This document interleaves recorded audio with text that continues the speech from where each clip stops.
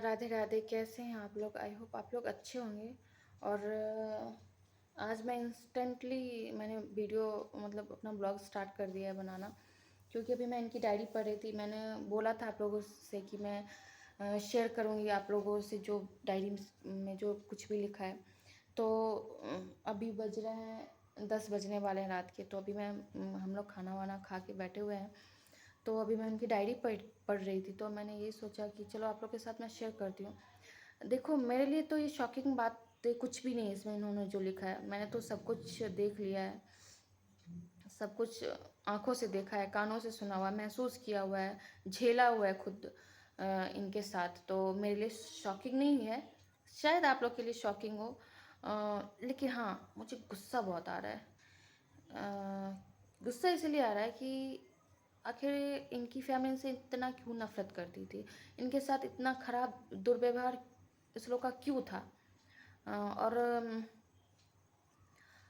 क्या इन्होंने ले लिया था आखिर? ये तो बोला जाता है जो सबसे बड़ा बेटा होता है, जो सबसे बड़ी संतान होती है, वो अपनी माँ बाप के लिए पूरी दुनिया होती है।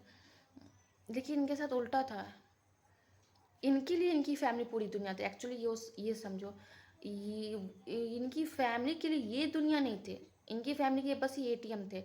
एटीएम की तरफ फटाफट तुम काम पे लग जाओ, घर में तुम्हारा काम है पैसा कमा के देना। बस इनकी तरह इनके लिए यही टॉर्चर। और ना ही तुम्हें कोई प्यार मिलेगा, ना ही कोई सम्मान मिलेगा, तुम्हें कुछ भी नहीं मिलेगा। तुम्हें बस नफरत की जाएगी, तुम्हारे साथ नफरत की ही दृष्टि से देखी जाएगी तुम्हें।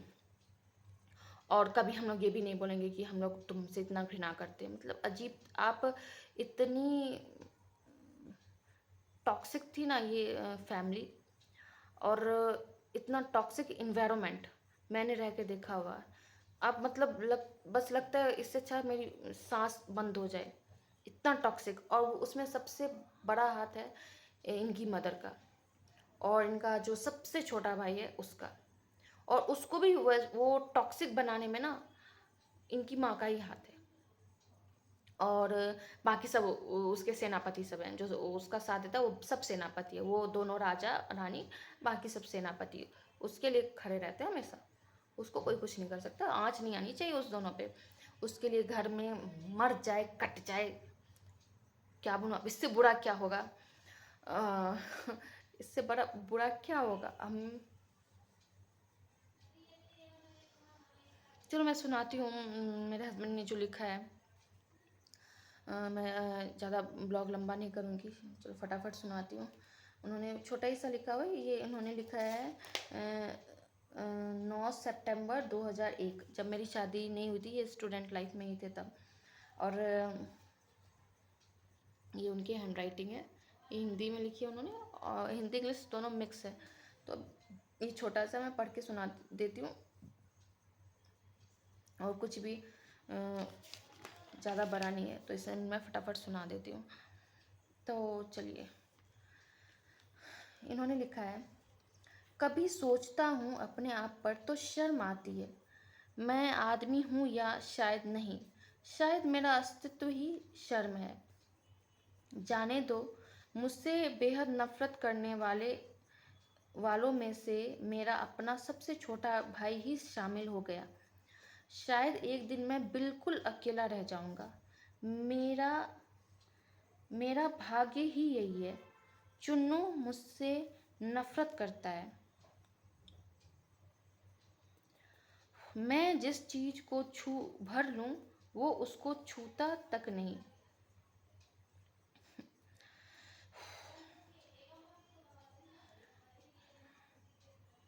उसके वो और हरकतों से लगता है कि वो मुझसे बेहद नफरत करता है। शायद उसका ये व्यवहार मेरे साथ हमेशा यही रहे। पर ये तकलीफ बहुत ज़्यादा है। उससे अ,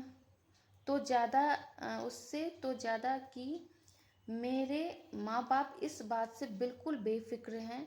शायद उनके लिए भी मैं कुछ नहीं। मैं ईश्वर हे ईश्वर, सॉरी, मेरे ईश्वर, अगर यही मेरा भाग्य है तो इससे तो अच्छा तेरे ही दुनिया जहाँ कोई माया नहीं, कोई संबंध नहीं। खैर जो जिंदगी मुझे अ, जो खैर जो जिंदगी मुझे मिली उसे भी ढंग से जीना मेरा कर्तव्य है। मैं अपनी जिंदगी के लिए हमेशा ईमानदार था और रहूँगा।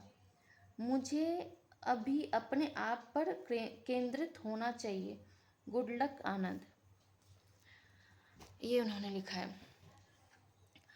अब आप समझ सकते हो, ये बहुत छोटी बात है कि इनके घर में इनको लेके कितनी सिंसियरिटी थी और कितना प्यार बरसता था इनके ऊपर, और इनके लिए कितना अच्छा व्यवहार था उस लोगों का, इवन माँ बाप का। और भी बहुत सारी बातें, और भी एक भाई है उसके बारे में भी लिखा हुआ है, वो भी मैं पढ़ के कभी सुनाऊंगी। तो बस आज आपके साथ मुझे ये इनका एक डायरी का लिखा हुआ शेयर करना था। बहुत बुरा लगता है मुझे ना, इनके लिए बुरा लगता है। क्यों आखिर इन्होंने ऐसे क्यों अपने आप को बांध लिया था? जब आपसे कोई घर का ही कोई मेंबर आपसे इतना नफरत करता है, आपको देखना तक नहीं पसंद करता है, आप उसके लिए कोई मायने ही नहीं रखते हो, तो फिर क्यों? उस लोगों ने अपनी अलग दुनिया बनाई हुई थी, तो आप भी अपनी अलग दुनिया बनाते हैं। क्यों नहीं? आपने आपने खुद को ही क्यों ऐसे बांध के रखा था? आप क्यों नहीं? अब मैं क्या इनसे शिकायत करूं? इस लोगों ने बहुत इनका फ़ायदा उठाया और बहुत इनको टॉर्चर किया। ये तो मेरा आंखों देखा है, और क्योंकि मैं इनके साथ जुड़ गई तो कोई कसर नहीं छोड़ा उस लोगों ने मेरे साथ भी। और पैसों से लेके इन्होंने इन्होंने पैसों से, भावनाओं से, हर कुछ से उस लोग का सपोर्ट किया, लेकिन उस लोगों ने कभी नहीं, बस इनको इनका यूज़ एंड थ्रो। मैं भी जब आई थी तो मैं बोली ना, एक लड़की आती पूरी दुनिया, वो उसका हस्बैंड ही नहीं, उससे जो जुड़ा रहता है ना उसको पूरी दुनिया समझ जाती है। अगर कुछ ऊंच नीच भी रहता है ना तो उसका मन ये रहता है हाँ सब कुछ ठीक हो जाए, वो ठीक करने की कोशिश करती है। लेकिन कोई कोई विलन होता है ना, उसको वैसा ही माहौल चाहिए, तो वो विलन होता है ना, वो आपको ही उल्टा विलन बना देगा।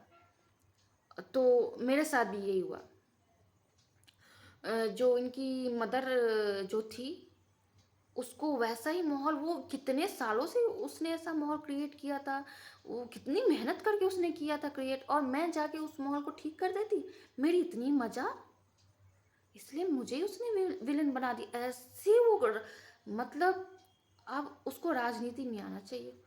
ऐसे वो दाव खेलती है ना, सभी को चित कर देगी, बड़े से बड़े खिलाड़ी को चित कर देती है। तो हम लोग तो भाई छोटे मोटे मामूली सी एक लड़की, कुछ नहीं उसके सामने, हम लोग चुईया है, चुईया है, चुईया।